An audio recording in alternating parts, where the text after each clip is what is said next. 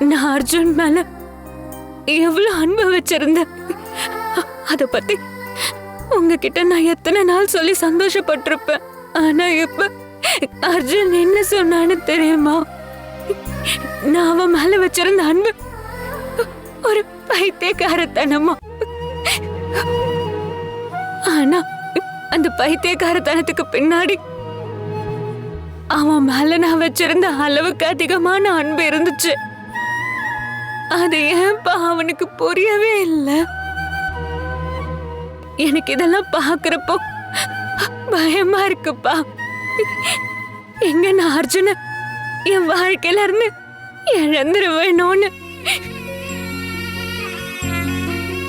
நீ சொல்றியே அர்ஜுன், உன்னால அவனை விட்டு எங்கேயுமே போக முடியாது. அதுதான் விதி. அந்த விதிதான் உன்னை அர்ஜுன் கூடயும் சேர்த்து வைக்க போகுது. எதிர்காலத்துல நிறைய தடைகளும் துன்பங்களும் வரும். அது வரப்போ உன் கூட நிக்க போறது வேற யாரும் இல்ல, இதே அர்ஜுன் தான். அவன் தான் உனக்கு உறுதுணையா நிக்க போறான். இதுதான் நடக்க போகுது. நீங்க 2 பேரும் சேர்ந்துதான் எதிர்காலத்துல எல்லாரையும் ஜெயிக்க போறீங்க. அர்ஜுன் தான் எனக்கு துணையா இருப்பான்னு கோயில்ல ஒரு அம்மா சொன்னாங்க.